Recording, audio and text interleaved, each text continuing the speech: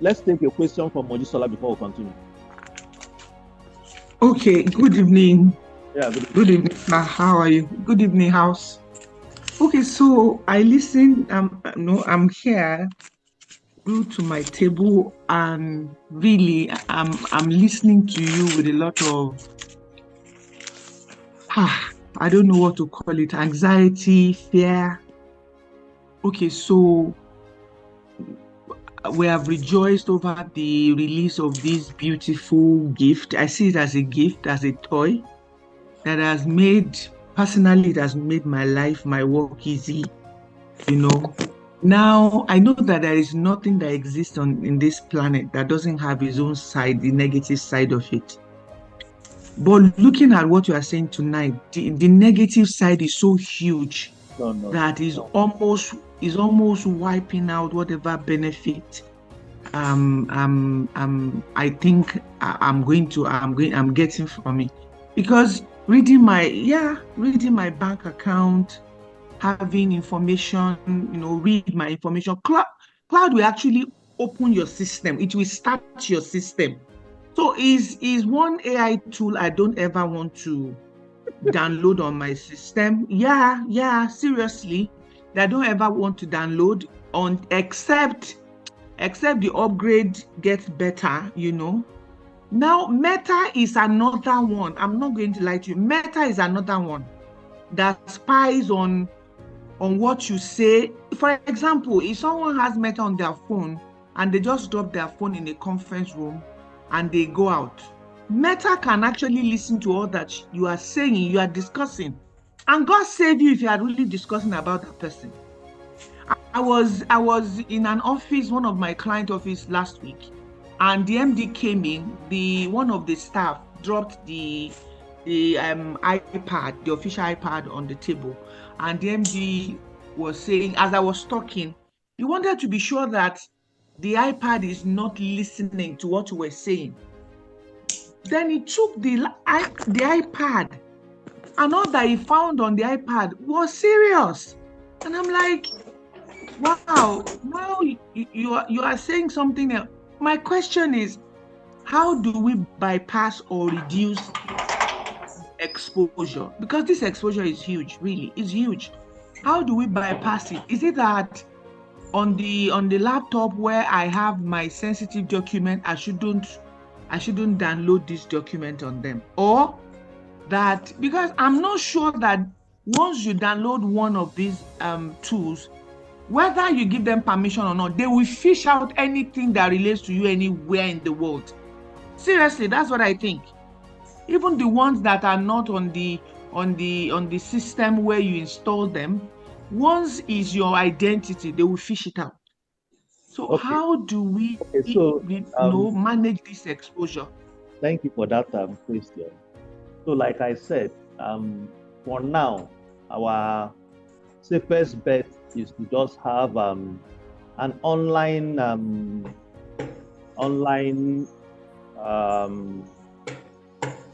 what's it called, antivirus. Most of these antivirus companies have upgraded their system to also check some of these downsides of AI.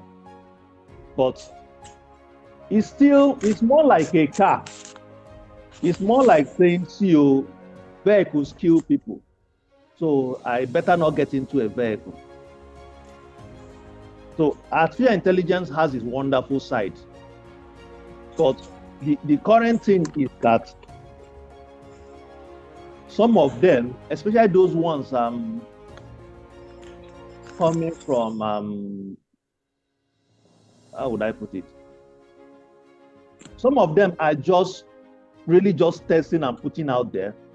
Even like the Andrew Ng, one of the founding fathers of artificial intelligence, in his laptop says, see, nobody actually understands the deep mind of artificial intelligence and how they work.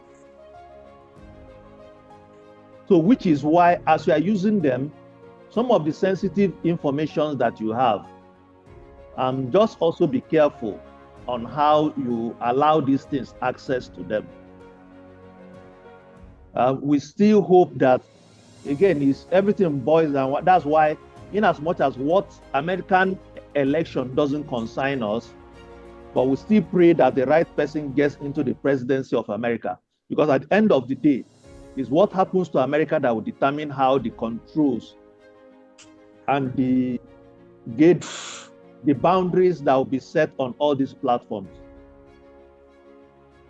So there's Counselor, sorry that I want to barge in. Sorry. Yeah. You said we should just be careful about our document, how these tools work, so that these tools don't have access to them. How do we do that? We already downloaded them. They already have our Gmail, whatever. So how? For now, because what most of them do, most of the ones that we use now, as in especially from the big established players, okay, the ones from at least Anthropic, the one from not Anthropic, ChatGPT, at least you can to a very large extent trust ChatGPT because they have an independent verification company that verifies what happened. You can trust Gemini because Gemini is from Google. You can trust Perplexity.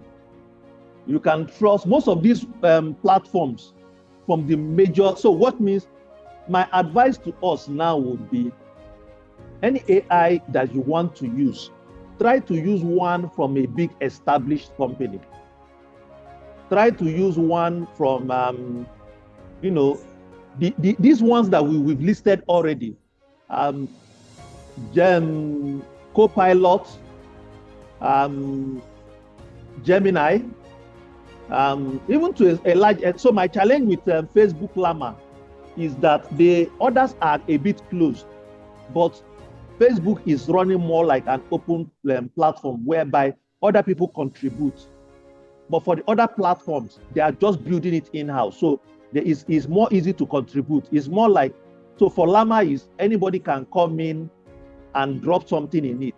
But what Meta is assuring is that before they add the upgrade from everybody, they have also done their own testing to ensure that these things are safe. So currently, most of the platforms are actually safe. But the essence of this session is just to tell us that, because the worst mistake anybody can make now is to say, CEO, this thing has its danger, so because of it, I'm deleting all of them from my system. That is the worst thing that you can make, worst mistake you can make. It's more like saying, CEO, people have accidents in cars and die, so because of that, moto, okada, train, aeroplane are not entering anyone. But what you can do is, as much as possible, mitigate your exposure. And by that, I want to say, for now, let's just focus on these core ones. Meta Llama is still relatively safe. Gemini is safe. Copilot is safe. ChatGPT is safe. Even Claude. The challenge with Claude is this. So Claude has not released the beta, the one that has all this power yet. It's still at the testing stage. So you can't judge them by what is still at testing stage. So as at now, Claude is still a good AI platform. But the one that will scare you is the other ones, most of these unknown ones, where somebody just built something, you don't know who it's more like vehicle, you want to buy a car. You know, if you buy a Toyota, it's reliable. You buy a Mercedes, it's reliable. You buy but then you now see Mark Zuckerberg, a brand of car. You don't know who produced it. You don't know where it's coming from. And because the price is okay, the model is okay, you decide to buy. So the same way too for us. Let's for now focus on these models from established companies. With them, I think we are actually safe for now. Our problem is not from the model. Our problem is what people can do with the model. Because look at the deep fake. If somebody who wants to generate deep fake that can mimic you, do everything that you are doing, and people watching the video, they think it's you. They don't need Claude or ChatGPT to be on your phone for them to do it. It's just for you to be careful on them. So sorry, I need to rush because of time.